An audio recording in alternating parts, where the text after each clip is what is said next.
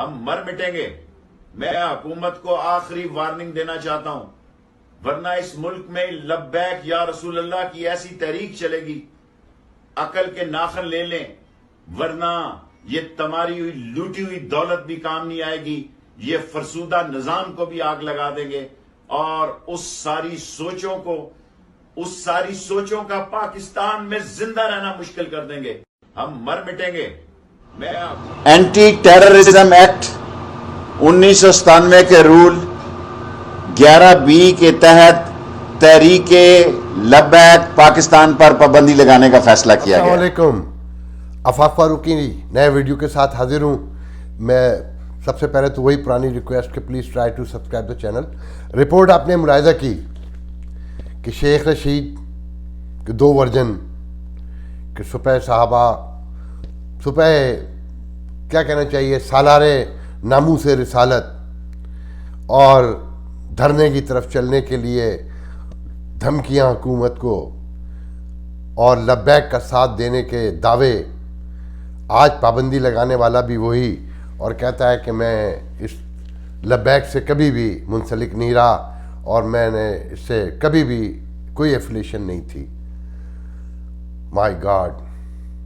اسے کہتے ہیں، کیا کہتے ہیں اسے؟ بے شرمی کہتے ہیں؟ بے حیائی کہتے ہیں؟ نہیں، اسے بے ضمیری کہتے ہیں. پاکستانی سیاست میں میں ہمیشہ کہتا ہوں نا کہ یہ ڈھونڈ کے ایسے لوگ لے کر آئے کہ جن کے اپر چیمبر خالی تھے. بہرحال میں اس پر آگے چل کر بات کروں گا.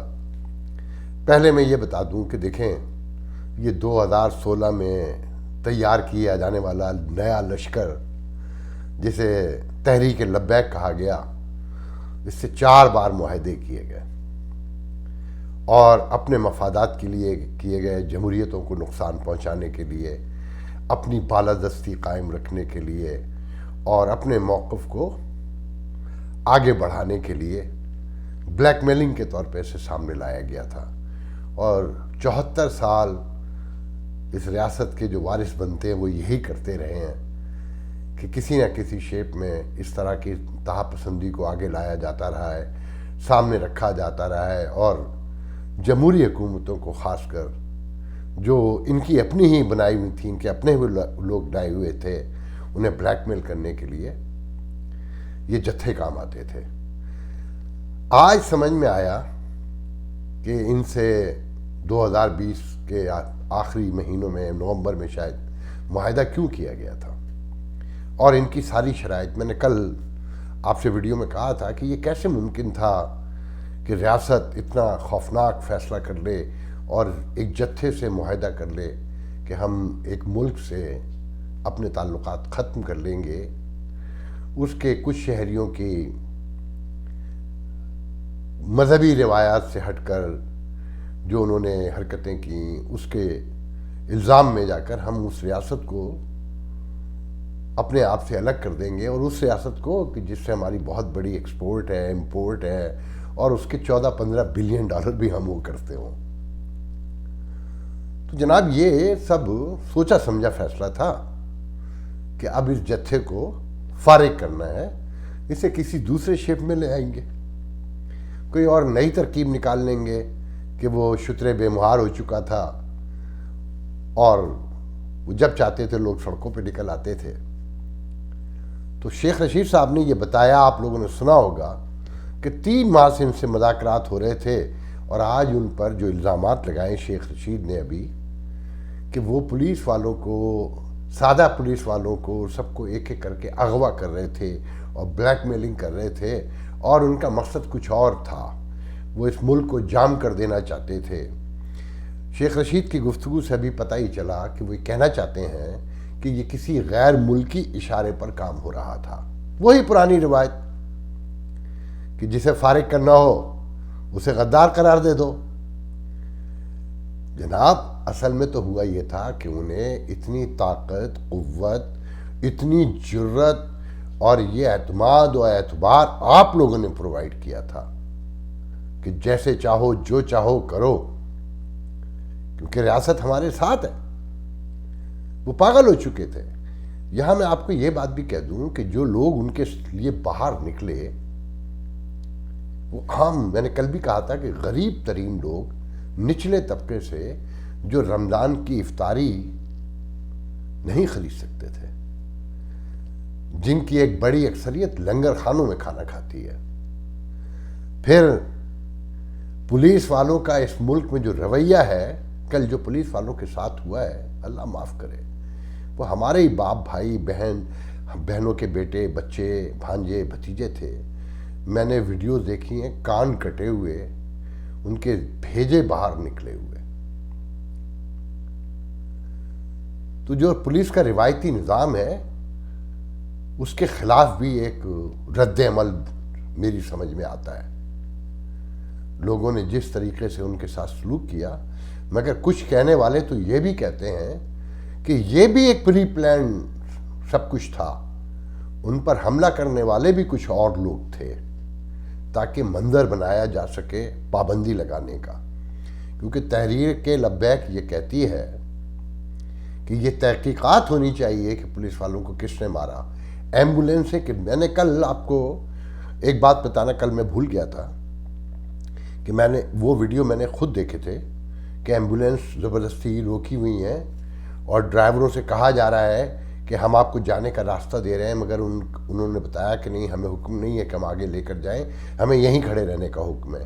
یہ ویڈیو بہت واضح 2-3 جگہ سے دیکھی گئی، جس پر جو سب سے خوفناک بات ہے کہ جو اسٹیبلشمنٹ کے صحافی ہیں جو بہت نون ہو چکے ہیں، انہوں نے ٹویٹس کیے ہیں اور انہوں نے اپنے پروگرامز میں بیٹھ کے بھی کہا ہے کہ یہ بھی معلوم کرنا چاہیے کہ ایمبولینس کس نے رکوائی تھیں، اور تحریک لبیک کا ورژن میڈیا کیوں نہیں لیتا. کیا میڈیا والوں کو رسول اللہ سے عشق نہیں ہے؟ سچائی انہیں سامنے نہیں لانی چاہیے؟ تو اس کا مطلب یہ بھی ہوا کہ ریاست جہاں پر یہ فیصلے ہو رہے تھے وہاں پر بھی اختلاف پایا جاتا ہے. کیونکہ جن صحافیوں نے یہ ٹویٹس کیے ہیں اور پروگرامز کیے ہیں، ان کے ڈانڈے کہاں سے ملتے ہیں سب کو پتہ ہے. تو وہاں بھی اندر بھی اختلاف موجود ہے. پری پلان گرفتار کیا گیا سعد رضوی کو. وہ 26 سالہ نوجوان، اس کی کیا اوقات تھی؟ اسے تو چلاتے یہی تھے، اس کا نہ کوئی سوچ تھی نہ دماغ تھا. وہ درس نظامی کا آخری کورس کر رہا تھا، اس کا زندگی سے عام نارمل لائف سے تو کوئی لینا دینا ہی نہیں تھا نعرے لگانے کے علاوہ. کیونکہ اس کو پتہ تھا کہ اس کے باپ کو جس طرح چلایا جاتا تو اسے بھی اسی طرح چلایا جائے گا. اسے اچانک گرفتار کر لیا گیا اور سارے الزامات لگا دیے گئے کہ ہم 3 ماہ سے مذاکرات کر رہے تھے، اور وہ جو مسودہ جو ہم پارلیمنٹ میں لانا چاہتے تھے. سب سے بڑا سوال تو ان سے کاش کوئی شیخ رشید سے یہ پوچھے کہ آپ وہ مسودہ لانا ہی کیوں چاہتے تھے؟ آپ کو زیب دیتا تھا؟ کیا آپ کی ریاست یہ بوجھ برداشت کر سکتی تھی؟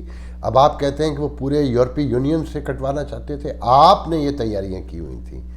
آپ ایسا کوئی مسودہ نہیں لانا چاہتے تھے، نہ ایسا کوئی مسودہ تھا. یہ پری پلان تھا سب کچھ. ان کو فارغ کرنے کے لیے 3 دن جو کچھ ہوا وہ سب آپ بائی چوزن تھا. میں کہوں گا کہ رمضانوں کی مہنگائی بھی چھپ جائے گی، پی ڈی ایم شہباز شریف کی جو ضمانت ہو رہی ہے، ہونے جا رہی ہو چکی ہے اور کل پرسوں رہا ہو جائیں گے، وہ بھی چھپ جائے گا، اور ہر طرف حکومت نظر آئے گی. مہنگائی کا جو شور پڑنے والا ہے، جو لوگ بھوکے رہیں گے، جن کے گھروں میں افطار نہیں بنے گی، یوٹیلیٹی اسٹور پہ جو ظلم ہو رہا ہے، وہ سب چھپ جائے گا.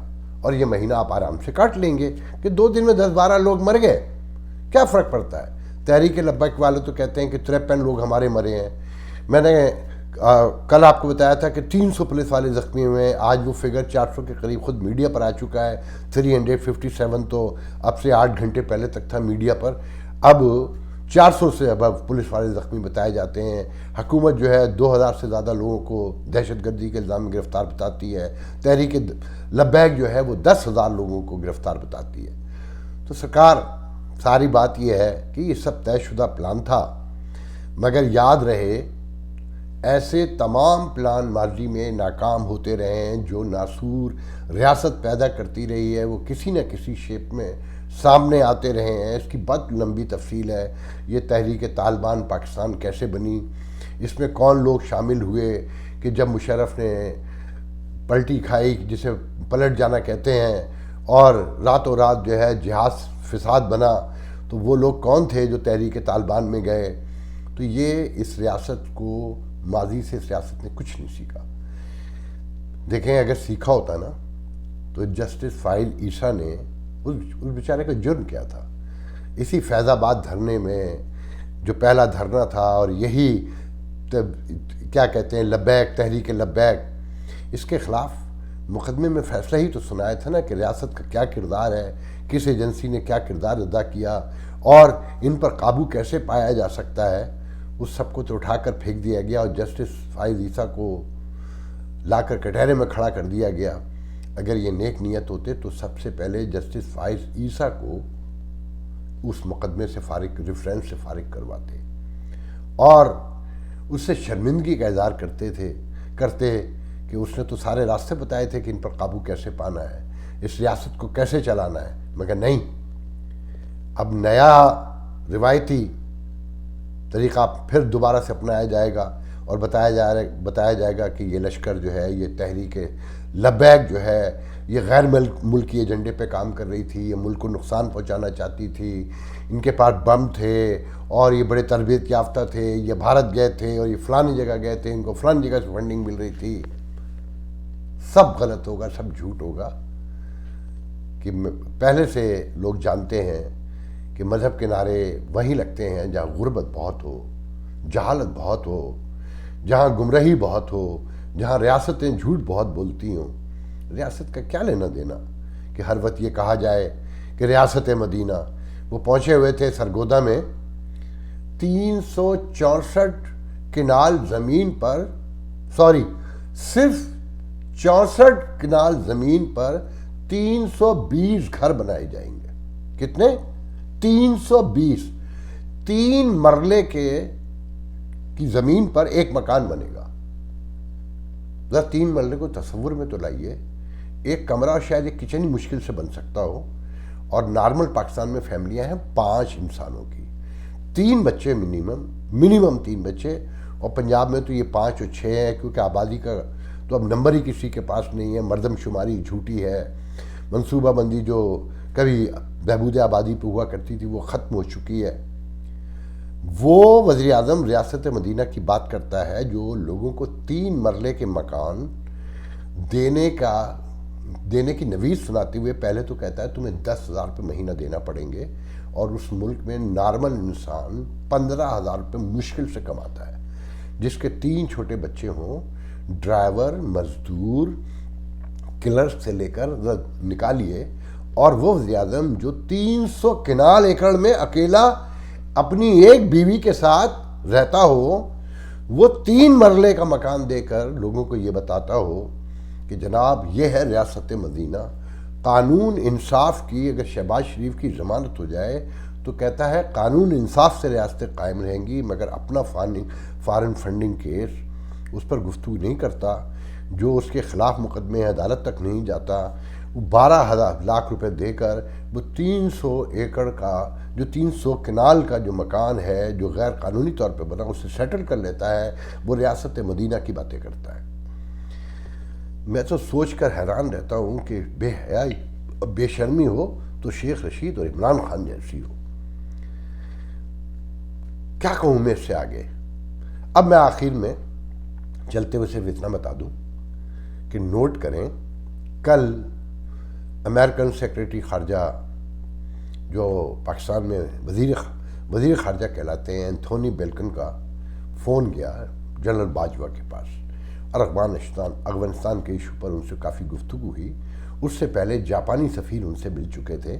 میں آپ لوگوں کو 3 ماہ سے بتا رہا ہوں کہ انٹرنیشنل کمیونٹی کا کوئی سفیر، کوئی وزیر، کوئی ہیڈ آف دی کنٹری آپ کے ریاست مدینہ کے امیر المومنین سے بات تو کرنا درکنار، کہیں کوئی میسیجنگ بھی نہیں بچی۔ ہر آدمی جنرل باجوہ سے انٹرنیشنل کمیونٹی میں مل رہا ہے، ڈپلومیٹس ہوں، ہیڈ آف دی کنٹریز ہوں، ان کے سیکریٹری، فارن سیکریٹری ہوں، اور کسی بھی اینگل سے آپ دیکھیں، جو جمہوری نظام ہے اسے انٹرنیشنل کمیونٹی نے بالکل نظر انداز کر دیا ہے۔ کل مجھے ایک فوجی نے اینتھونی بلنکن کے ٹیلی فون کے بعد مجھے لکھ کے بھیجا کہ اپنے وزیر سے کہو کہ ہمارے ملک میں بھی ایک وزیر خارجہ ہوتا ہے۔ اس سے بڑی ٹرینڈنگ ہو سکتی ہے۔ بہرحال آخر میں اتنا کہنا چاہوں گا کہ یہ تحریک کہ لبیک جو ہے روایتی پاکستان کی جو روایت ہے کہ مختلف ناموں سے مختلف تنظیمیں آ جاتی ہیں. جتنی پاکستان میں تنظیموں پہ سیاسی جماعتوں پہ نیب سے لے کر پابندیاں لگی ہیں سب کسی نہ کسی نام سے واپس آ گئی ہیں. یہ بھی لوٹ آئے گی اور یہی ریاستی ادارے اس کے ساتھ پھر کھڑے ہوں گے کہ یقین کامل ہو چکا ہے جو کل ہوا ہے جو ہونے جا رہا ہے جس طرح سے فائد عیسیٰ کو گھسیٹا جا رہا ہے کہ یہ ریاست جب تک قائم ہے ایسے ہی قائم رہے گی. آج کے لیے اتنا بہت ہے. انشاءاللہ کل دوسرے ویڈیو میں گفتگو ہوگی. اللہ حافظ.